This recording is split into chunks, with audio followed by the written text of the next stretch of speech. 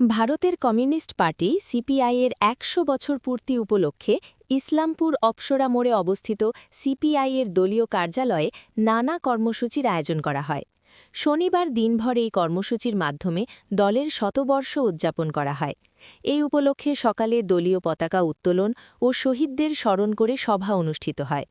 কর্মসূচিতে উপস্থিত ছিলেন সিপিআইয়ের উত্তর দিনাজপুর জেলা সহ সম্পাদক পবন যাদব ও স্থানীয় নেতৃত্বসহ দলীয় কর্মী সমর্থকরা।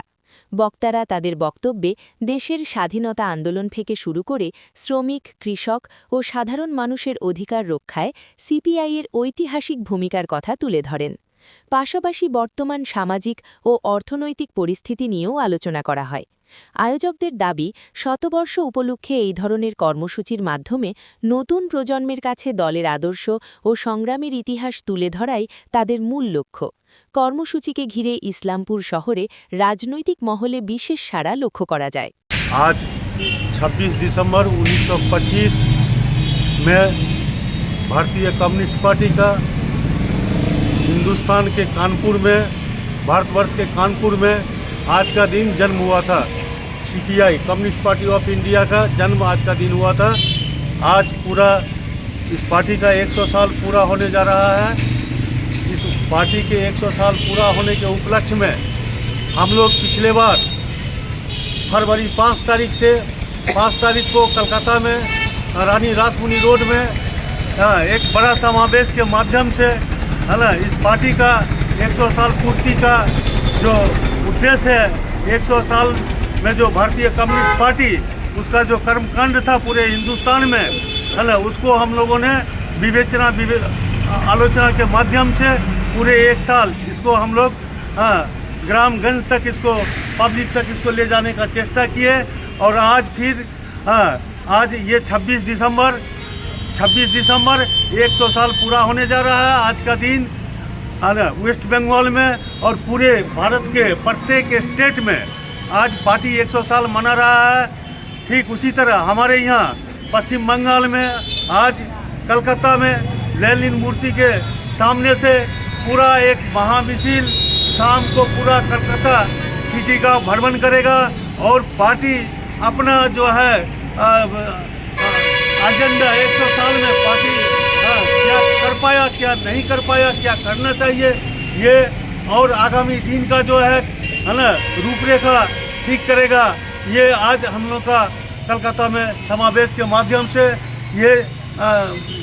पब्लिक के पास में आवेदन किया जाएगा। ठीक उसी तरह हमारे ज़िला से भी, उत्तर दिनाजपुर ज़िला से भी बहुत सारे लोग उस कर्मसूची में शामिल होने के लिए गए हुए हैं। हम लोग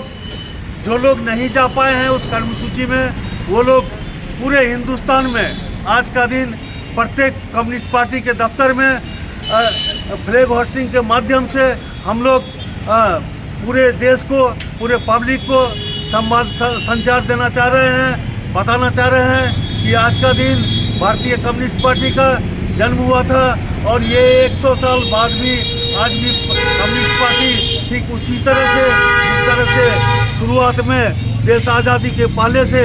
देश के हित में, पब्लिक के हित में, गरीब गुरबा के हित में, श्रमिक के हित में, किसान के हित में, कर्मचारी के हित में, बेकार बेरोजगार के हित में, नारी के हित में जिस तरह से लड़ाई आंदोलन प्रतिष्ठित किया, आज ठीक उसी तरह से फिर से ये कायम रहेगा। और आने वाला दिन जो हमारा देश का जो स्थिति है, हमारे देश में एक तरफ सेंट्रल में कॉरपोरेट की सरकार, बीजेपी की ये सरकार, जो एक तरफ ये सारा जो हमारा देश का जो संविधान जो 26 जनवरी 1950 का हमारा जो भारतवर्ष का जो नया संविधान डॉक्टर भीमराव अंबेडकर के द्वारा जो रचित किया गया था, उस संविधान को हनन करके मेजॉरिटी होने के कारण एक समय पार्टी एक तो बिल ला करके ये श्रमिक विरोधी आइन, किसान विरोधी आइन है ना, छात्रों विरोधी आइन है ना, बेकार विरोधी आइन, कर्मचारी के विरुद्ध में आइन, मनरेगा के विरुद्ध में आइन जो ला रहा है, इसके खिलाफ ठीक जिस तरह सेंट्रल गवर्नमेंट के जो लड़ाई है इस गरीब लोगों के सपोर्ट में, ठीक उसी तरह जो हमारे पश्चिम बंगाल में जो सरकार है टीएमसी की सरकार, वर्तमान में जो ममता बनर्जी की सरकार है, ये सरकार थ्रेड कल्चर की सरकार है, ये सरकार सिंडिकेट की सरकार है। हम लोग सुबह से शाम तक जब भी नज़र खोलते हैं हम लोग देखते हैं गोरू भालू पाथल कोयला है ना, चाकरी है ना, सास्तो सब चीज़ चोरी हो रहा है। और देश में जो अवस्था है इसके प्रतिवाद में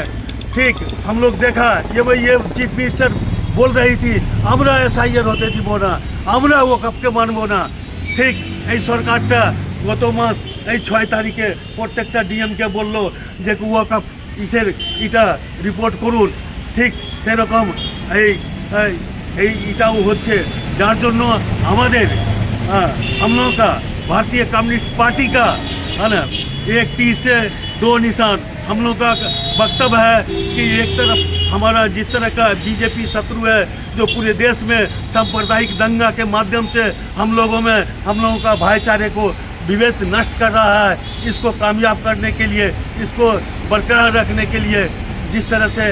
लड़ाई है, ठीक उसी तरह से हमारा जो स्टेट में जो सरकार है ये भी सरकार मौलवादी, एक हिंदू मौलवादी दूसरा मुस्लिम मौलवादी, और इस तरह से पूरे देश में हिंदू और मुस्लिम मौलवाद का ये करके ठीक हम लोग इस समय देख रहे हैं। हम देख रहे हैं बांग्लादेश में जो ये हो रहा है, जो दीपू दास पे जो बर्बरता किया गया, उसको जिंदा जला करके उसको मार दिया गया। ठीक हम लोग यहाँ पर हिंदुस्तान में सीपीआई जिस तरह लड़ रहा है, बांग्लादेश में CPB communist party of Bangladesh ठीक इसी तरह से लड़ रहा है। पूरे देश में लड़ाई हो रहा है और हम लोग इसका प्रतिवाद करेंगे। हमारा वर्तमान प्राइम मिनिस्टर इनको अब तक कोई स्टेटमेंट देना था, ये पूरे विश्व का वो नेतागिरी करते हैं, इनको ये दीपू दास पे इनको बोलना चाहिए, इनको अपना स्टेटमेंट शामिल करना चाहिए। हम लोग